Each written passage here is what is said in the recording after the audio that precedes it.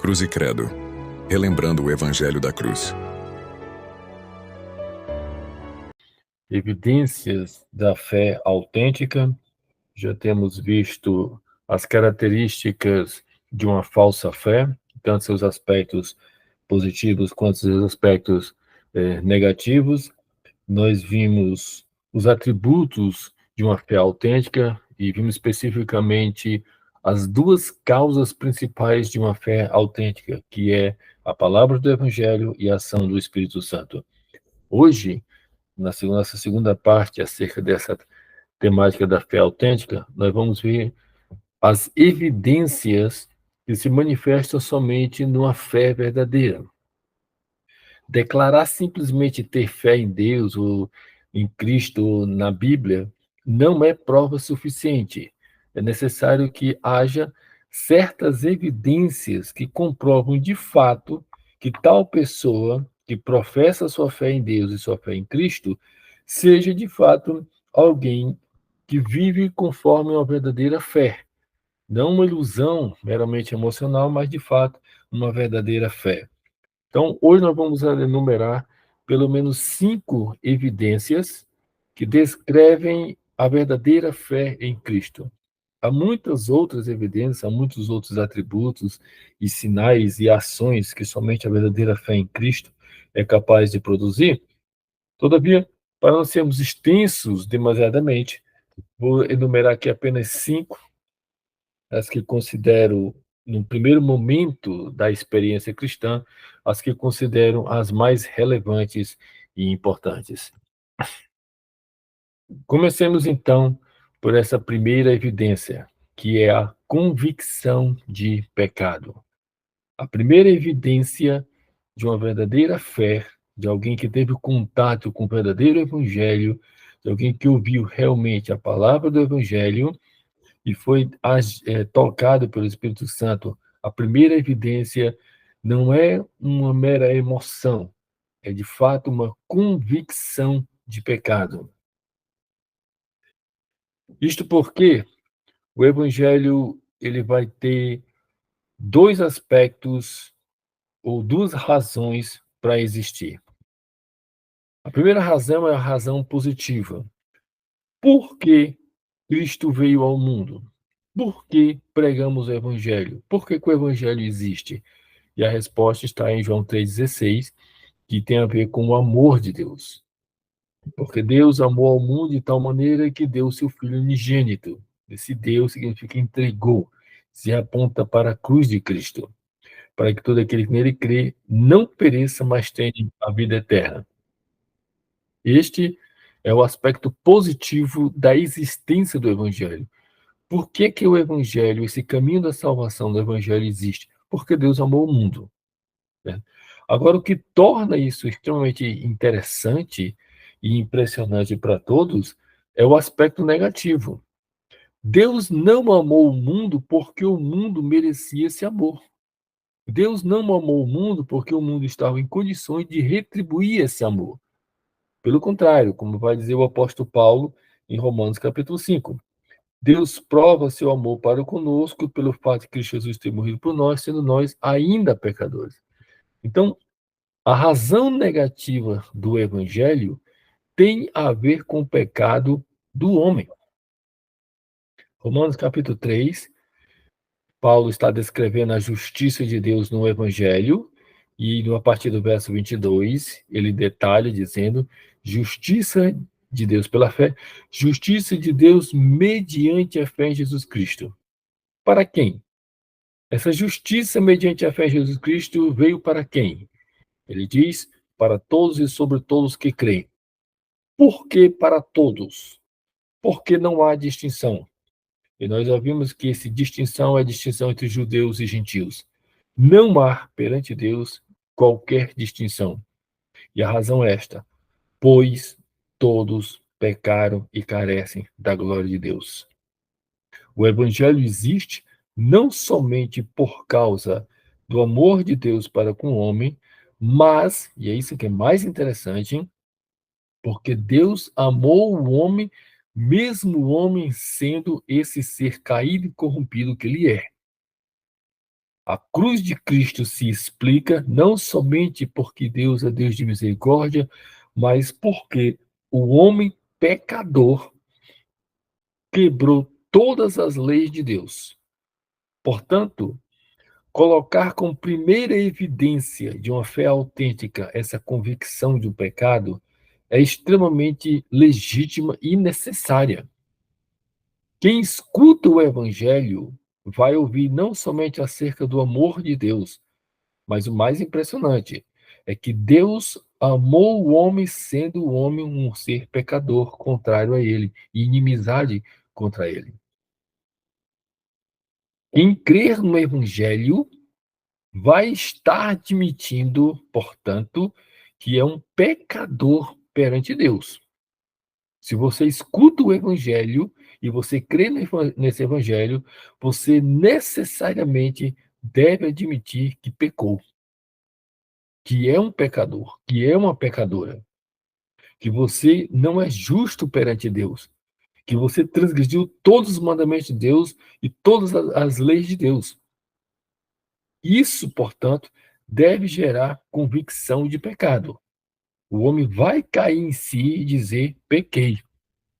Pequei contra ti somente pequei e fiz o que é mal aos teus olhos, ó Senhor. Se você creu realmente na pregação do Evangelho, e claro, considerando que o Evangelho foi de fato pregado de Jesus Cristo crucificado, que é o Evangelho realmente bíblico, se esse Evangelho foi pregado para você e você realmente ouviu esse Evangelho e creu nele, então você vai sentir uma profunda convicção do seu pecado, da sua indignidade diante de Deus. Caso não, você ainda, de duas uma, ou você não ouviu o Evangelho da cruz, ou você não teve fé. Então, preciso necessariamente iniciar por essa evidência de uma fé autêntica. A fé autêntica no Evangelho, ela inicia-se pela convicção de pecado, pela consciência do seu próprio pecado. Segunda evidência, então, decorrente logo dessa primeira, é o arrependimento. Quem teve a convicção de pecado, o próximo passo lógico agora é arrepender-se desse pecado. A convicção apenas te mostra que você admite francamente, sem nenhuma desculpa, que você pecou perante Deus. Que você é digno de toda condenação que Deus, em sua ira, possa manifestar contra você. De que você realmente é digno do inferno e da condenação. Segunda evidência, então, é o arrependimento desse pecado. Agora, temos que considerar que há formas erradas de mostrar esse arrependimento, de mostrar esse lidar com a consciência de pecado. Há muitas formas erradas. Certas pessoas até que admitem, até certo ponto, serem pecadoras.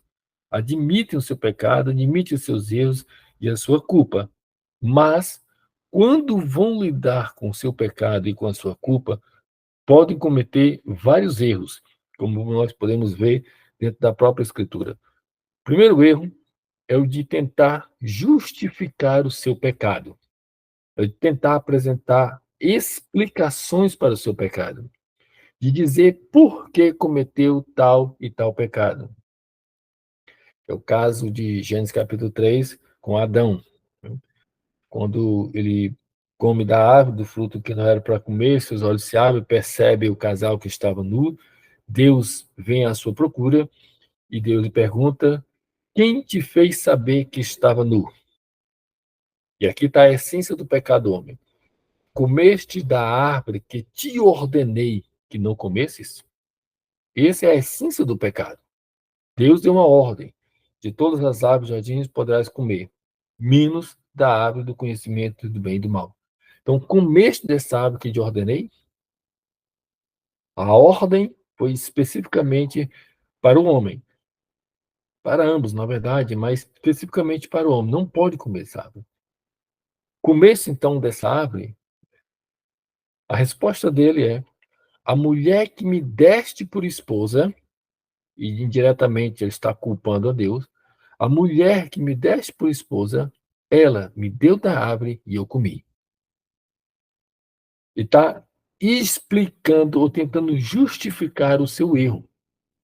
Por que ele comeu? Ah, porque a mulher que tu me destes, ela me deu da árvore e eu comi. Não interessa se a mulher lhe tinha dado da árvore. A ordem tinha sido dada por Deus a ele. Tu não poderás comer da árvore do conhecimento do bem e do mal, porque no dia que tu comeres, tu morrerás. Não interessa, mas aqui ele sabe que errou. Deus lhe deu uma ordem e ele transgrediu essa ordem. Ele sabe que errou, tem consciência da sua culpa e do seu erro. Mas agora, ao invés de se arrepender, não, ele vai justificar a sua culpa e o seu erro. E sabemos como isso é comum em nossa experiência humana. Sempre estamos dando explicações para os nossos erros e para as nossas falhas, especialmente perante Deus. Uma outra forma errada de lidar com a consciência do pecado é a que foi demonstrada por Caim, que é de ignorar o pecado. Nós conhecemos a história. Caim e Abel apresentaram ofertas ao Senhor. Deus aceitou a de Abel, mas rejeitou a de Caim. A Caim ficou completamente irritado e triste. O Senhor vem até ele e diz: se procederes bem, não é certo que serás aceito? Se todavia procederes mal, eis que o pecado jaz à porta. O seu desejo será contra ti, mas a ti cumpre dominá-lo. E o restante do texto deixa bem claro que Caim não deu a mínima a essas palavras do Senhor. E a consequência foi o primeiro homicídio da história. Caim mata seu próprio irmão, Abel. O pecado estava lá, o pecado jaz à porta. O pecado está à tua porta, o teu desejo será contra ti, o que tu deseja vai virar contra ti.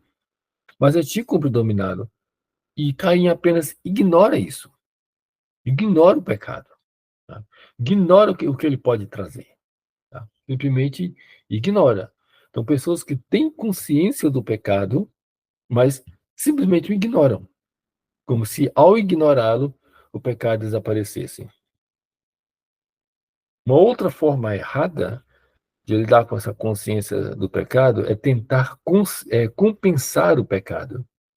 Nós lemos, então, no Salmo 50, quando Deus diz ao ímpio: de que te serve repetires os meus preceitos e teres nos lábios a minha aliança? Em outras palavras, de que adianta você conhecer os meus preceitos e a minha aliança, uma vez que tu aborreces as disciplinas e rejeitas as minhas palavras? Note que a mentalidade do ímpio aqui, condenada pelo Senhor, é de uma espécie de compensação. Ele aborrece a disciplina e rejeita as palavras do Senhor, mas conhece cada um dos preceitos do Senhor. E nos seus lábios está a aliança do Senhor, que é a lei do Senhor. Deus então lhe pergunta: de que adianta isso? Pessoas que vivem numa vida completamente imoral de pecado, mas que vão ao domingo à igreja. E vem essa pergunta: de que serve isso? De que adianta? O pecado está aí dominando a tua vida. Tu aborrece a disciplina e rejeita as minhas palavras. Esse é teu pecado. Aí você acha que você pode compensar isso aqui simplesmente repetindo os meus preceitos e conhecendo a minha aliança? Você acha que compensa? Né? Você não pode compensar o pecado dessa forma. Mas é outro traço que muitas pessoas demonstram quando têm consciência do pecado. Pessoas até admitem que são pecadores, mas tentam compensar esse pecado com outras coisas. Pode ser com dízimo, pode ser com oferta, ou seja lá com o que for. As pessoas acham que podem compensar o pecado. E ainda uma outra forma errada de lidar com a consciência do pecado é o de subestimá-lo, como fez Davi.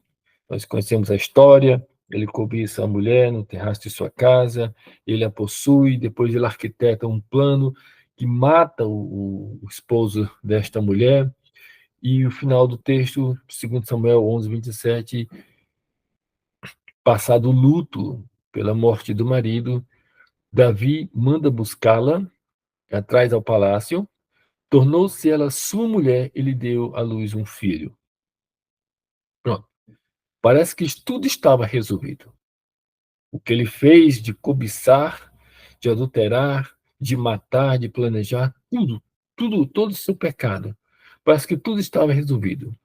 Passou o luto, terminou a história, então ele manda buscá-la e simplesmente parece que nada vai acontecer. Ele simplesmente subestima o pecado, o seu pecado. Mas a parte final do versículo diz: porém, isto que Davi fizera foi mal aos olhos do Senhor. Mal. Davi estava subestimando o seu pecado, por uma razão ou outra. Como muitas pessoas dentro da igreja, que estão dentro da igreja, e acham que pode brincar com o pecado. E pode subestimar o pecado, que nada de terrível possa lhes acontecer. Estão subestimando o pecado. Têm consciência do seu pecado, mas apenas o subestimam.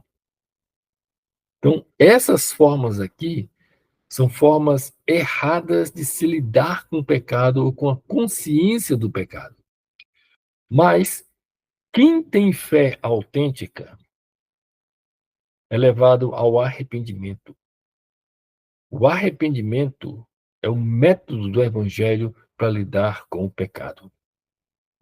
Pessoa que ouviu o evangelho e descobriu que está em pecado contra Deus, a reação que o evangelho exige é a do arrependimento. Por isso, Jesus inicia a sua pregação, o seu ministério, pregando o evangelho do reino de Deus, é o que lemos nessa passagem de Marcos, capítulo 1, verso 14 e 15. E a pregação de Jesus foi a seguinte: o tempo está cumprido e o reino de Deus está próximo. Arrependei-vos e crede no evangelho. Essa é a pregação. É a pregação dos últimos dias. Não tem mais tempo. O tempo está cumprido. Chegou a plenitude dos tempos.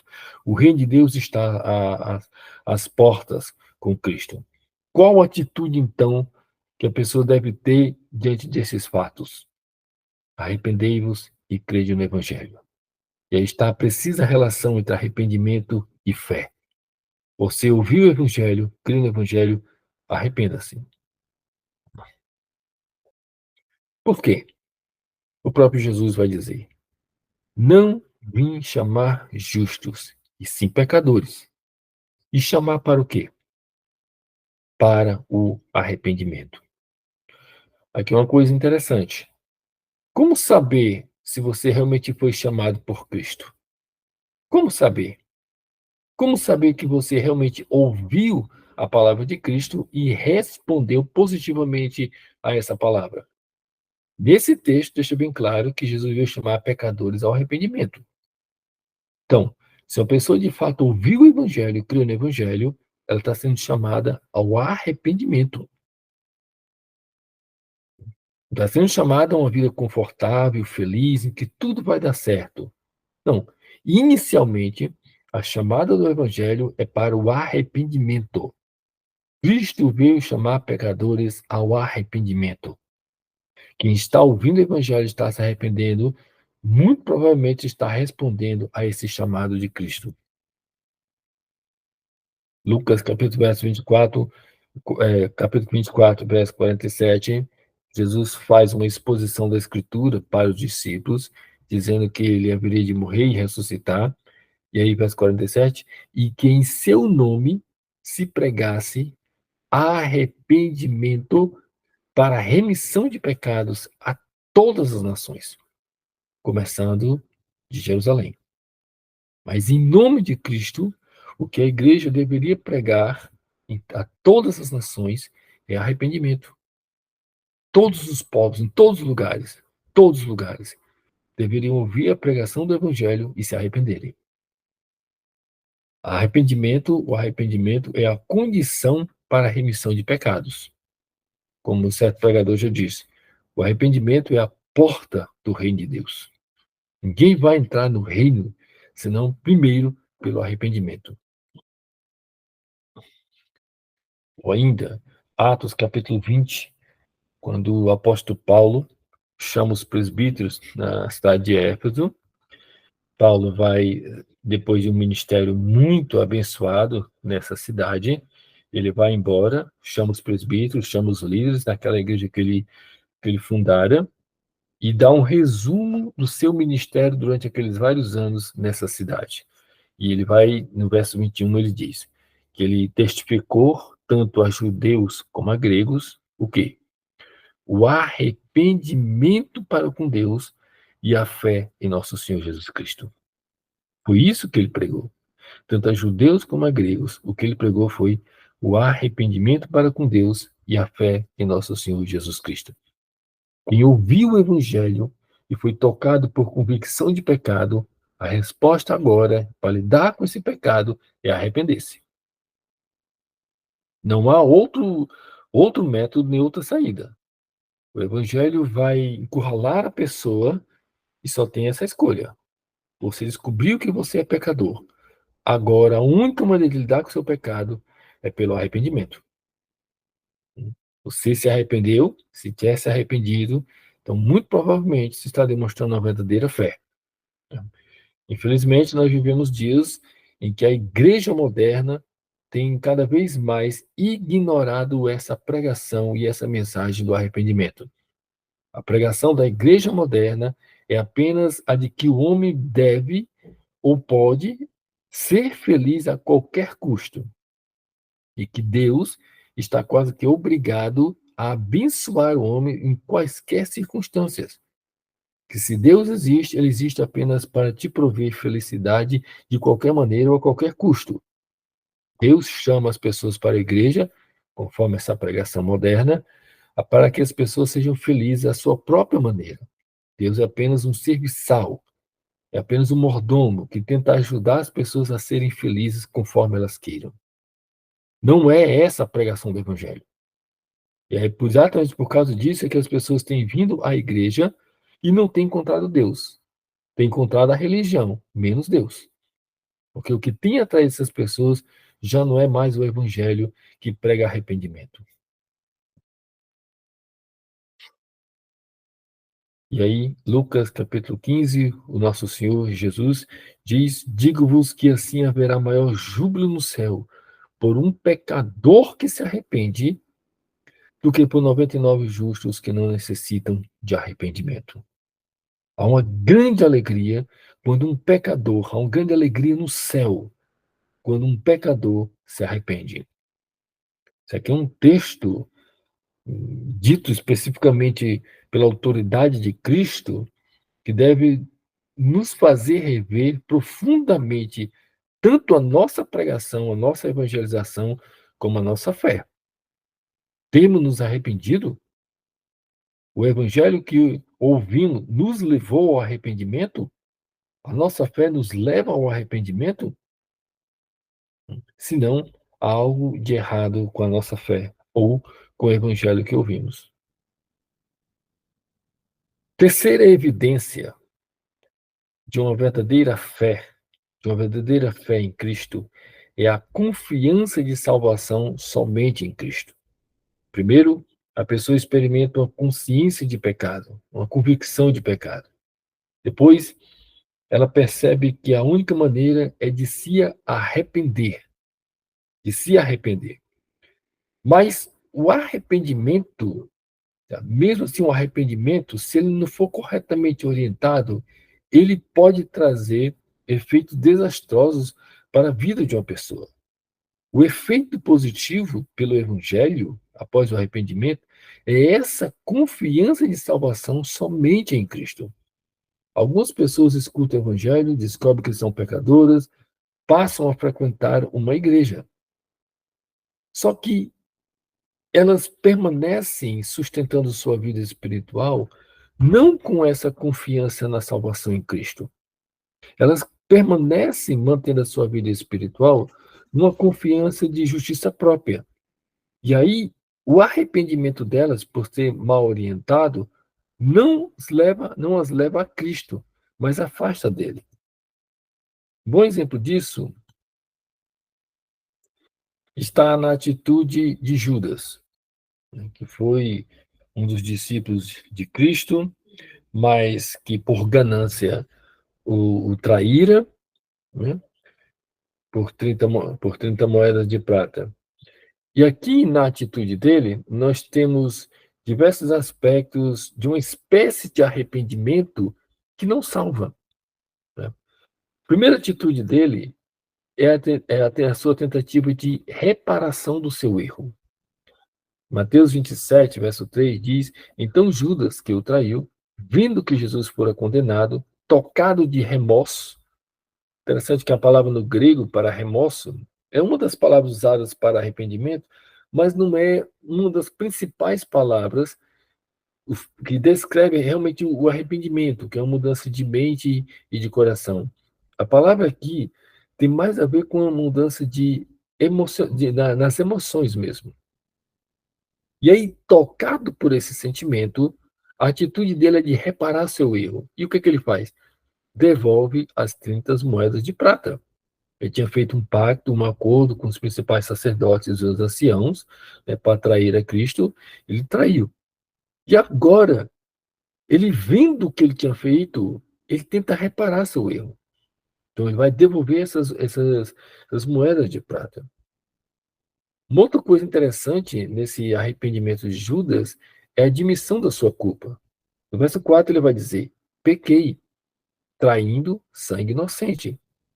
Observe como esse homem realmente percebeu a consciência do seu pecado. E observe como ele tentou de fato reparar. E está aqui vivendo uma espécie de arrependimento. Admite o seu pecado, tenta reparar, diz: ó, pequei. Sei qual é meu pecado. Eu traí sangue inocente, o sangue de um justo. Tenta reparar o seu pecado e admite a sua culpa. Ele vai até os sacerdotes, mas os sacerdotes respondem: o que nos importa? Isto é contigo. Em outras palavras, o problema é teu. Você está nessa condição, o problema é teu. A religião aqui, bem representada nesses sacerdotes, não pode fazer nada em relação a isso. Tá? Isso aqui é bem interessante. O problema é teu. Isso é contigo. Eles não têm mais nenhuma preocupação com a consciência dessa pessoa. E é interessante e lamentável como milhares de pessoas dentro das igrejas evangélicas vivem atormentadas por esse sentimento de pequei. Não somente pessoas que pecaram após terem se convertido, mas pessoas que não conseguem se livrar da sua consciência de seus pecados passados. Estão sempre esmagados por esse sentimento de que pequei. E aí isso leva a um outro traço, bem negativo, o da autodestruição. No caso de Judas, foi o extremo, foi o de suicídio, né? Judas atira as moedas para o santuário, né? Ele, por ganância, nos diz o evangelista, ele traíra Jesus. E agora, movido por essa sua consciência, esse valor material do dinheiro se desvanece. Ele não tem mais interesse nesse valor material. Isso não apaga a sua consciência e o peso de pecado que está esmagando seu coração e a sua consciência. Seu dinheiro agora não pode fazer mais nada. Então ele atira, joga para o santuário, retira-se dali e vai se enforcar. Esse homem é esmagado pela sua consciência de culpa. E o que gera nele é exatamente isso: autodestruição. Então, quando nós falamos de convicção de pecado e arrependimento, mesmo esse arrependimento tem que ser olhado com certo cuidado, porque o arrependimento gerado pelo Evangelho não é um qualquer. Não é um qualquer. O arrependimento gerado pelo Evangelho, ele vai gerar essa confiança somente em Cristo ou no Senhor.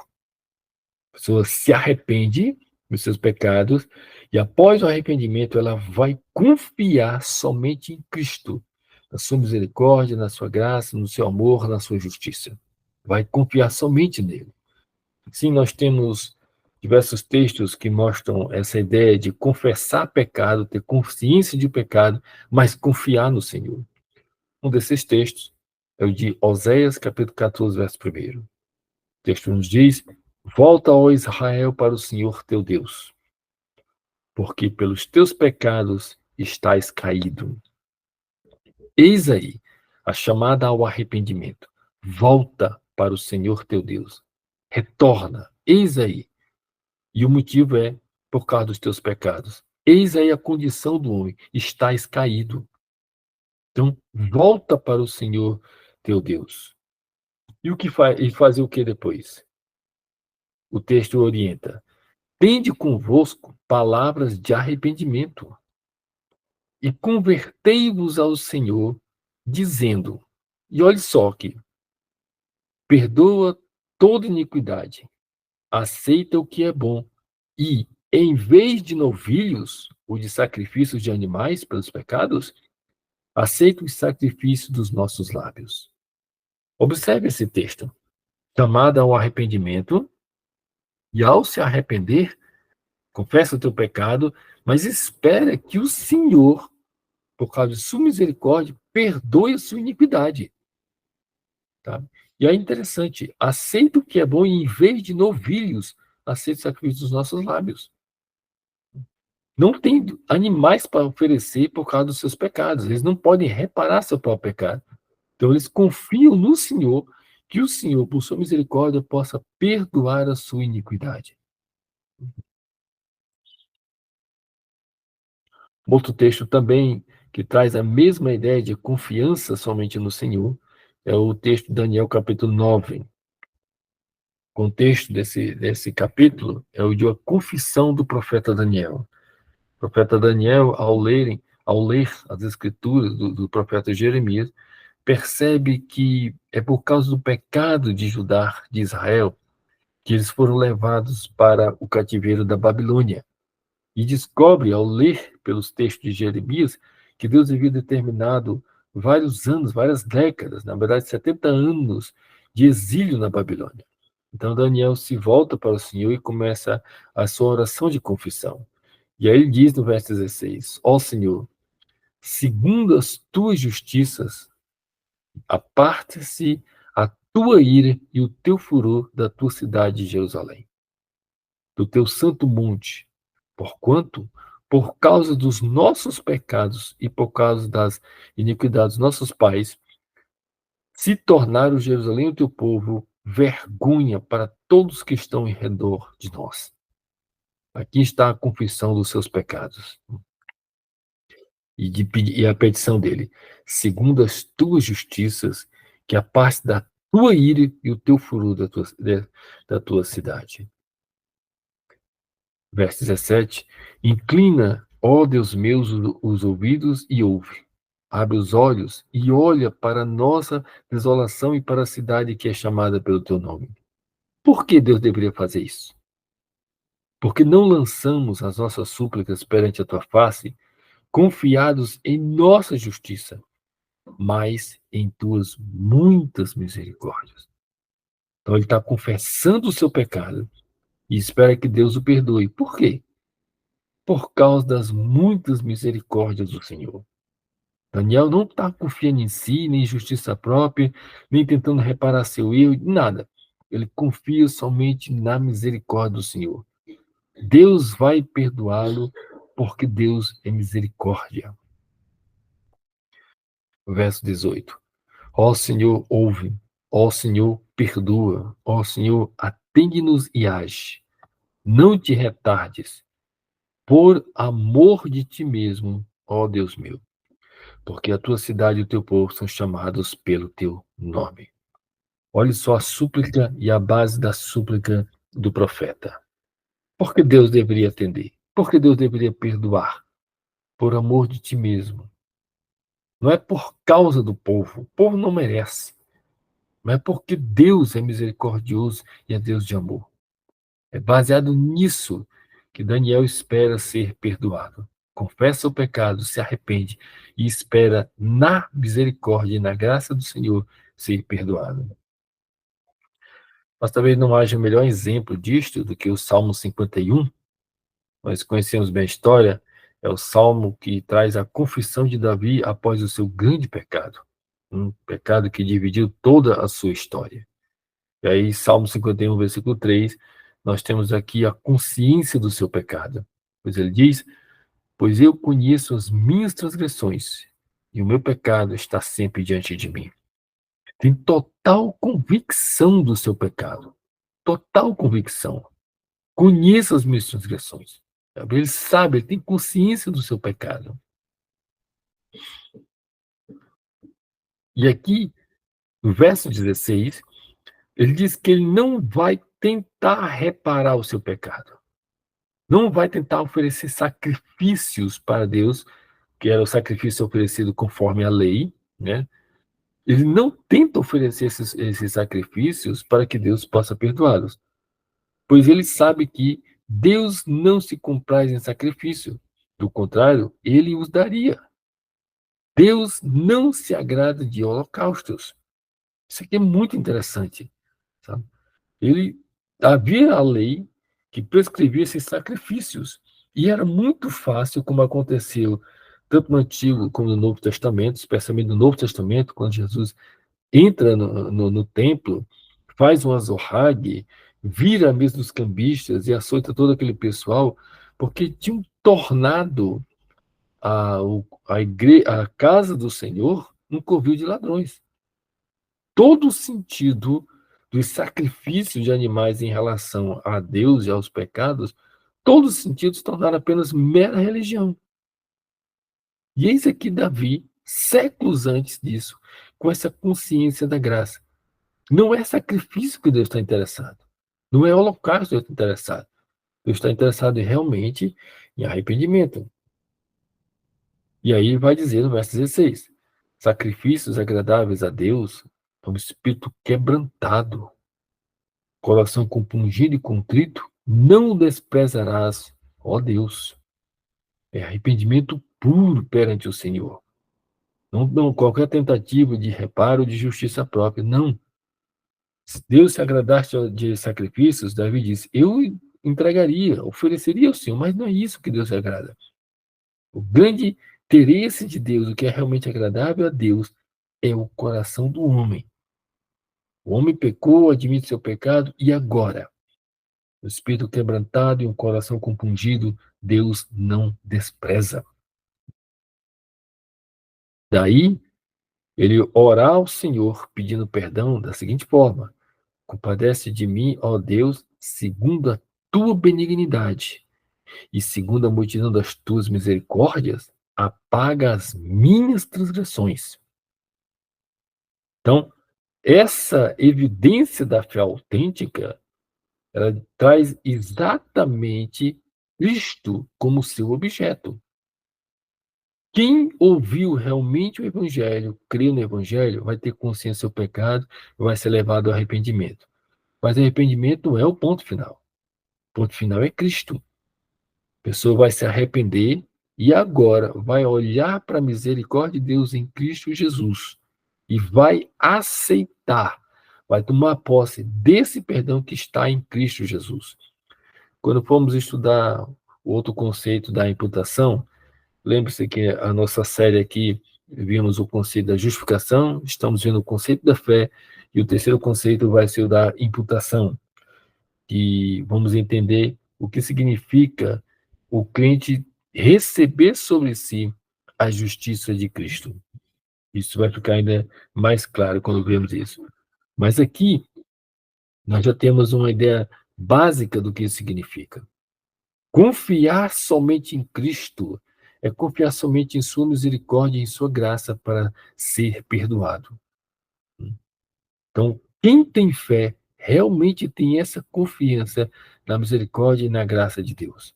Quem tem fé e espera, de fato, ir para a glória, a sua confiança não está em qualquer uma de suas obras.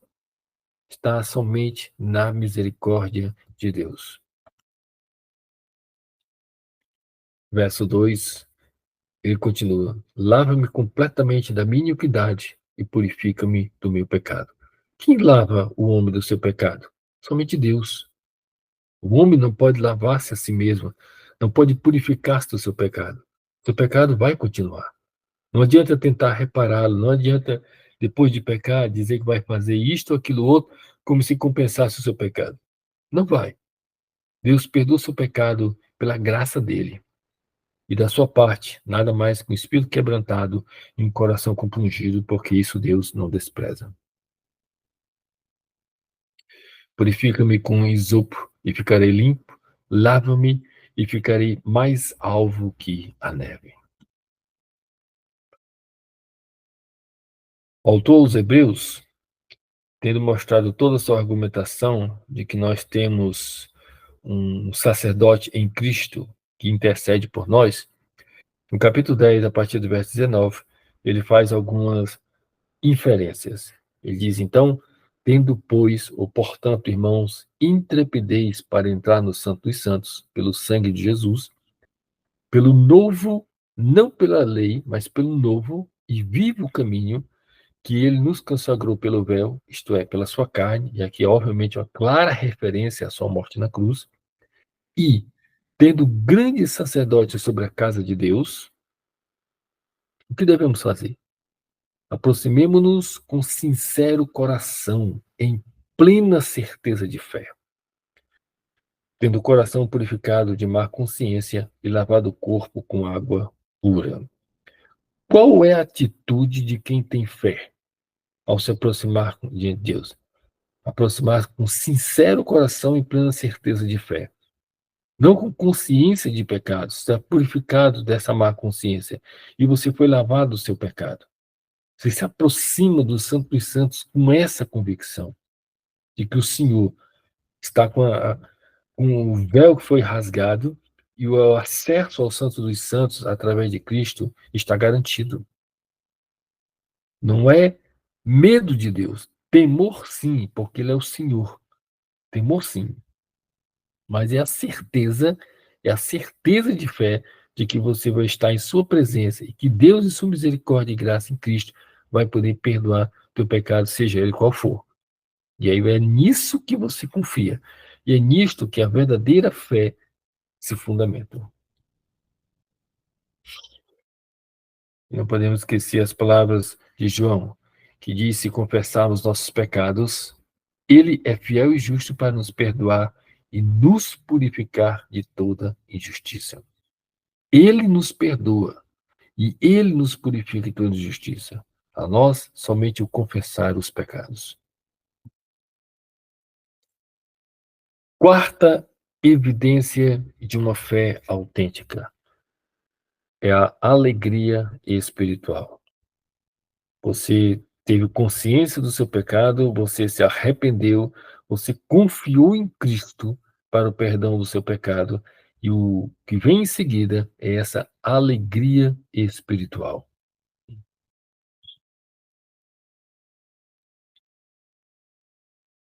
Quero começar ao descrever esse ponto, essa evidência, a partir desse texto aqui, Romanos 14, verso 17. No contexto, Paulo está discutindo e mostrando a tolice que é de para quem estava escrevendo, que discutia se o crente poderia comer de certos alimentos, né? E Paulo então resume toda a questão dizendo: o reino de Deus não é comida nem bebida. E o que é o reino de Deus? Justiça e paz e alegria no Espírito Santo. Isso é o reino de Deus. Justiça, paz e alegria no Espírito Santo. Não tem a ver com tratamentos religiosos, não tem a ver com questões de comida ou bebida, se pode ou se não pode isso. Não.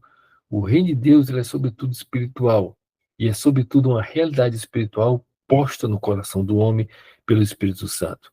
E o reino de Deus vai trazer essas três características: justiça e paz e alegria no Espírito Santo. Esse é um ponto. E é interessante que esses três aspectos aqui, um deles seja o da alegria. Porque, de fato, a salvação traz essa alegria espiritual. A verdadeira fé, ela produz essa alegria espiritual pelo Espírito Santo. O autor aos Hebreus, no capítulo 10, e aqui eu estou citando vou citar a versão Nova Almeida atualizada, ele estimulando a que os cristãos, os seus leitores, permanecessem fiéis no Evangelho. Lembrem-se que o texto foi escrito para pessoas que estavam sendo tentadas a deixar o Evangelho e voltarem para a lei.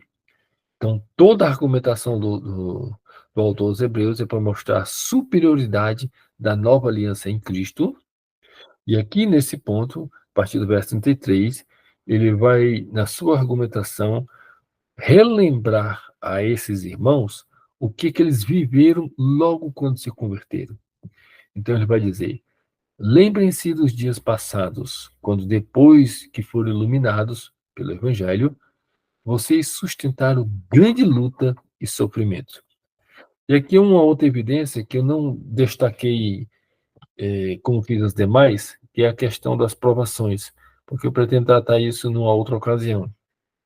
Eu também poderia destacar aqui outra evidência da fé, que é a da questão de suportar lutas e sofrimentos. Mas, como eu falei no início, estou destacando aqui algumas evidências que caracterizam a verdadeira fé logo em seu início, logo no início da caminhada cristã. Então, aqui, o autor está dizendo: depois que vocês foram iluminados pelo Evangelho, vocês tentaram uma grande luta e sofrimento. E como se deu essa luta e sofrimentos? Verso 34. Porque vocês não apenas se compadeceram dos encarcerados, mas também aceitaram com alegria o espólio dos seus bens, porque sabiam que tinham um patrimônio superior e durável. Aquele sofrimento que eles estavam experimentando por causa de sua fé, eles aceitaram aquilo ali com alegria. A verdadeira fé é capaz de gerar essa alegria, mesmo no meio, ou em meio a dificuldades e a perdas e a tristezas. E aí ele conclui: portanto, não percam a confiança de vocês, porque ela tem grande recompensa. Agora, quando eu falei, isso não quer dizer que uma pessoa que se alegra em Cristo e se alegre profundamente em Cristo não possa se entristecer. Isso não quer dizer que uma pessoa que no meio de provações e dificuldades e que se entristece não tenha fé. De maneira paradoxal, na vida cristã, a fé, a alegria e a tristeza, de alguma forma elas podem conviver. Aqui em 1 Pedro, capítulo 1, verso 6, ele tendo dito sobre a glória que estava preparada para esses irmãos, ele vai dizer: nisso no que ele tinha dito anteriormente, vocês exultam. O que se exultam pode ser traduzido por vocês se alegram. Algumas versões diz vocês se alegram. Nisso, nessa glória, nessa herança espiritual que está guardada para vocês nos céus, nisto vocês se alegram. Embora, no presente, por breve tempo e se necessário, vocês sejam entristecidos por várias provações. A provação pode realmente entristecer o cristão. Mas interessante é que, embora o cristão possa se entristecer com as provações, com as coisas espirituais, o cristão se alegra. Estranhamente, parece que muitas pessoas só se alegram com as coisas do mundo. Só conseguem ter alegria com as coisas do mundo. Se fala do reino de Deus, das coisas espirituais, as pessoas não conseguem ter qualquer alegria. Pedro, porém, diz: nisto, nas coisas espirituais, vocês se alegram, embora sejam entristecidos por várias provações. Para que, uma vez confirmado o valor da vossa fé, muito mais precioso do que o ouro que perece, o ouro, mesmo ouro apurado pelo fogo, para que, uma vez confirmado o valor da vossa fé, isso resulte em louvor, glória e honra na revelação de Jesus Cristo. E dito isto, ele vai fazer a relação da fé desses irmãos com Cristo, no versículo seguinte. E olha que coisa interessante. Mesmo sem tê-lo visto a Jesus, vocês o amam. Mesmo não vendo agora, mas crendo, vocês se alegram com alegria indescritível e cheia de glória. Observe, mesmo não vendo agora, mas crendo, vocês se alegram com alegria indescritível e cheia de glória. Uma grande evidência de uma fé autêntica é essa capacidade de se alegrar no Senhor. Alegrai-vos no Senhor. Somente quem tem fé autêntica é capaz de se alegrar no Senhor. Pode passar provações, se entristecer com as provações, e aí tudo certo, não contradiz a fé, mas ao olhar para Cristo, a verdadeira fé é capaz de se alegrar. Capaz de se alegrar. Alegrar com a alegria indizível ou indescritível e cheia de glória. Não vê Cristo. Pedro, de fato, andou com Cristo e o viu. Mas ele está escrevendo agora para irmãos que não tiveram esse privilégio, como nós. Não viram Cristo, mas creem nele de tal maneira que vocês se alegram. E se alegram de maneira indescritível e cheia de glória. Sim, outra grande evidência de quem tem fé realmente é essa alegria espiritual no Senhor. Outro texto também interessante acerca disto acontece naquele incidente de Atos, capítulo 16. Paulo tinha sido preso, e aí eles estavam orando, Paulo e Silas estavam orando, e à meia-noite houve um grande tremor no cárcere onde eles estavam. As portas se abrem, o carcereiro viu as portas abertas, sacou da espada para matar a si mesmo. Paulo diz: não te faças nenhum mal, porque aqui todos estamos. Então vem esse texto. Então o carcereiro, tendo pedido uma luz, entrou precipitadamente e, trêmulo, prostrou-se diante de Paulo e Silas. E essa atitude dele de se precipitar e prostrar-se perante Paulo tinha certamente como contexto psicológico e espiritual alguma consciência de pecado. É tanto que a pergunta deste homem, eu não coloquei aqui, a pergunta deste homem é: o que devo fazer para ser salvo? E aí vem essa resposta de Paulo: crê no Senhor Jesus e será salvo tu e tua casa. Ele cai de joelhos perante Paulo e Silas, e a pergunta dele é: o que devo fazer para ser salvo?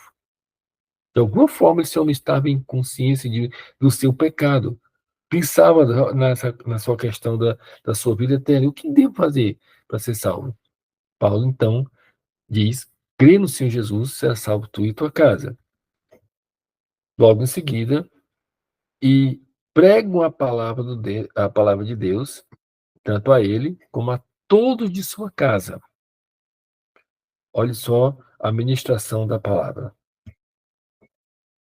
Naquela mesma hora da noite, cuidando deles, lavou-lhe os vergões dos açoites. Paulo e Silas tinham sido açoitados, e do jeito que foram açoitados, foram jogados no cárcere. E agora esse homem está usando de misericórdia para com eles.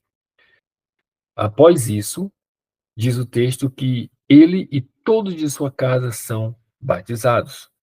Paulo tinha pregado o evangelho, todos ouviram o evangelho. Em seguida, eles são batizados. E esse homem agora, que era um carcereiro, está usando de misericórdia para com esses homens. Então, levando-os para sua própria casa, lhes pôs à mesa, e com todos os seus manifestava grande alegria por terem crido em Deus. Olha a relação entre fé e alegria espiritual.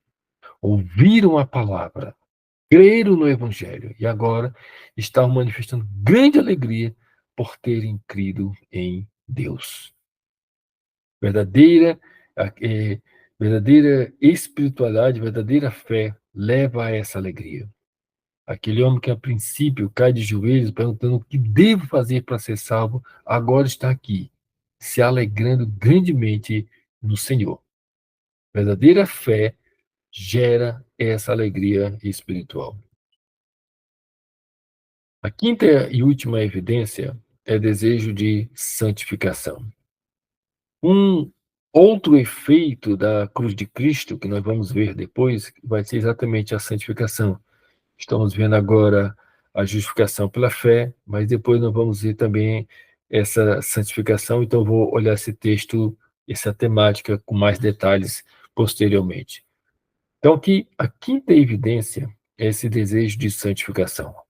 O homem escuta o Evangelho, tem a sua convicção de pecado, se arrepende, confia em Cristo, alegra-se em Cristo. E agora vem esse desejo de uma nova vida, de uma nova conduta, de andar lado a lado, mãos dadas com o Senhor, de crescer na graça e no conhecimento. E para descrever isto, eu quero usar esse incidente aqui de Zaqueu. Encontra-se em Lucas, capítulo 19. Jesus entra na cidade chamada Jericó, ele iria atravessar a cidade. E nessa cidade havia um homem chamado Zaqueu. Ele era o líder dos publicanos. Nós temos aqui o nome desse homem, onde ele mora, nós temos a condição social desse homem, ele era rico, e ele tinha ouvido falar de Jesus. De maneira que, quando Jesus passava por Jericó, ele procurava ver quem era Jesus. Então, nós temos aqui um homem manifestando um interesse puramente humano em relação a Jesus. Quem era esse Jesus? Ele não tinha ideia de quem era Jesus, mas tinha ouvido falar dele. Ele procurava ver. Mas ele tinha dois obstáculos. Primeiro era a multidão, que ele não estava podendo ver por causa da multidão. E segundo, porque ele era muito baixo. Era um homem de pequena estatura. Outra coisa interessante aqui é que esse homem tem essa visão estratégica, pois diz o texto, no verso 4, que ele corre adiante da multidão, calcula bem, a multidão vai passar por aqui, Jesus está no meio dessa multidão, vamos passar por aqui. Vou subir numa árvore a fim de vê-lo. Assim que ele passar por aqui, eu vou conseguir vê-lo. Ele tem essa visão estratégica. Talvez por isso mesmo é que ele fosse o líder dos publicanos, né? Era um homem que tinha certa mentalidade estratégica aqui para resolver seus problemas. O problema, havia a multidão e era um homem de pequena estatura, mas isso não impedia de ele alcançar o que ele queria, que era ver a Jesus. Cria uma estratégia. Um outro traço desse homem, da conduta desse homem, diz o verso 7, é que ele tinha a fama de ser um homem pecador. Tanto que quando Jesus entra em sua casa, o texto diz: todos os que viram isto murmuravam, dizendo: eles se hospedaram com um homem pecador. Então, ele tinha essa fama de um homem pecador. Era um homem rico, bem colocado na sociedade, pelo seu dinheiro, era líder, era estratégico, mas era um homem pecador, né? Espiritualmente falando, essa era moral e espiritualmente falando, essa era a condição dele. Ele era um homem pecador. Sabia que ele tinha pecado, né? E o surpreendente acontece. Esse homem que apenas tinha interesse de ver quem era Jesus, um interesse puramente humano, uma visão puramente humana, tá? Totalmente limitada, queria ver quem era Jesus. E o inesperado acontece. Quando Jesus passa por aquele lugar, e aqui tem um detalhe desse olhando para cima, que é um detalhe que só pode estar aqui por uma testemunha ocular. Alguém que escreveu esse detalhe aqui, no caso, Lucas, que foi informado acerca desses fatos, porque o próprio Lucas não viu, mas ele, como ele diz em seu evangelho, ele se informou com todos aqueles que foram testemunhas oculares desses eventos. Então, esse detalhe de olhando para cima, realmente é de que alguém que viu isso. Jesus olha para cima e diz: Zaqueu. Era totalmente inesperado para Zaqueu. Até então, seu interesse por Jesus era puramente humano. Jesus passaria por ali, ele veria, depois desceria da árvore e ia continuar a sua vida. Mas o inesperado acontece. Esse Jesus que está distante, que é apenas um homem no meio da multidão, esse Jesus se dirige a ele, fala com ele, desce depressa e usa de graça e misericórdia, especialmente de graça, pois me convém ficar hoje em tua casa. Me convém. Vou ficar em tua casa não é porque tu mereces, porque me convém. Quero ficar em tua casa. No meio daquela multidão, Jesus olha para Zaqueu. Isso aqui é comum dentro dos evangelhos, vocês vão lembrar, como aquela mulher do fluxo de sangue que vem pelas costas de Jesus, toca na orla das suas vestes. Jesus se vira, quem me tocou? Os discípulos ficam impressionados com isso. Senhor, todos estão te tocando, como disse, me tocou. E Jesus diz, alguém me tocou de maneira diferente, porque senti que de mim saiu o poder, do meio daquela multidão. Ou aquela mulher Cirofenícia, né, que vinha atrás de Jesus pedindo misericórdia pela sua filha, e os discípulos incomodados, Senhor, despede, porque ela vem gritando atrás de nós. Jesus então diz, olha, não convém tirar o pão dos filhos para dar aos cachorrinhos. Mas a mulher diz, Senhor, mesmo os cachorrinhos podem comer as migalhas que caem da mesa. Jesus para e elogia a fé daquela mulher. Grande é a tua fé, mulher. A atitude daquela mulher naquele momento ali, Jesus vê que faz com que ela se destacasse no meio da, daquela multidão.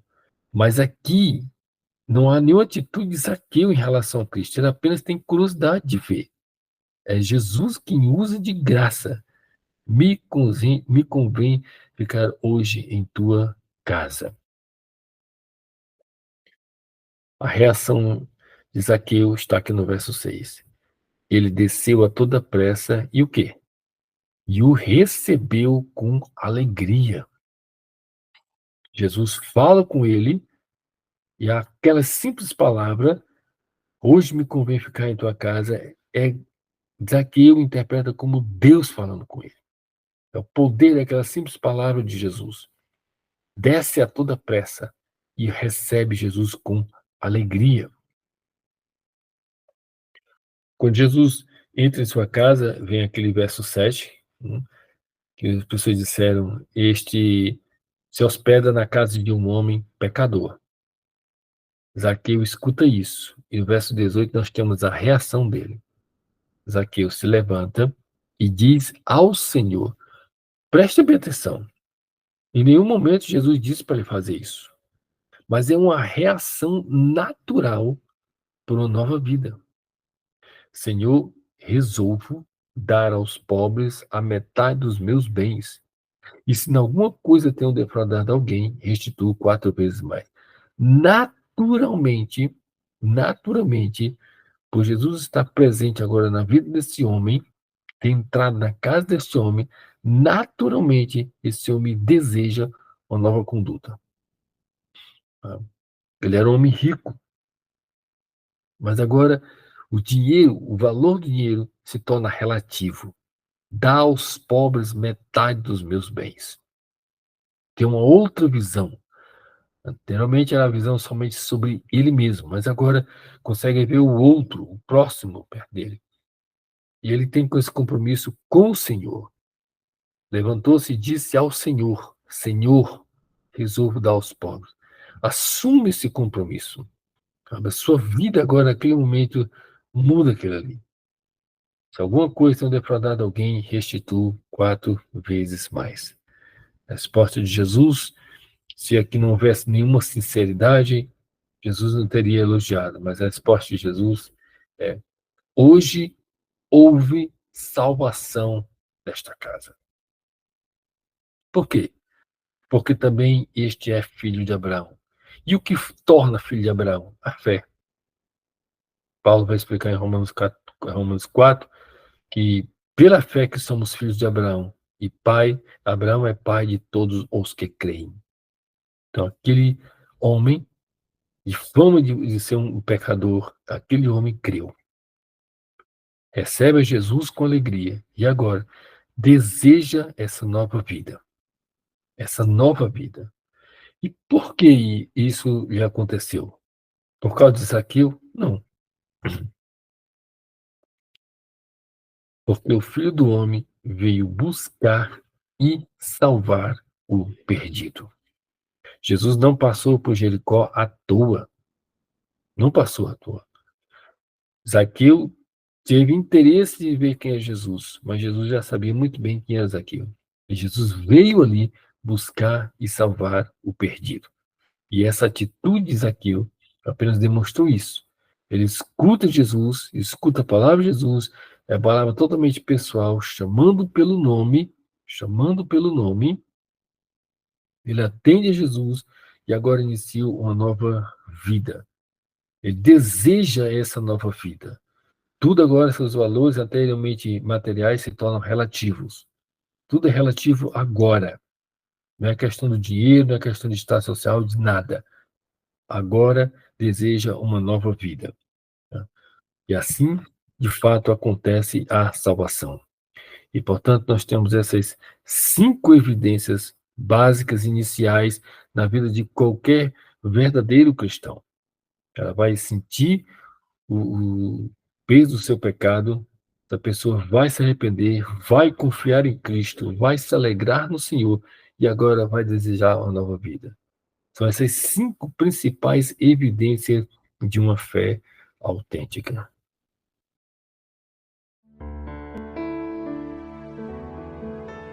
Cruz e Credo.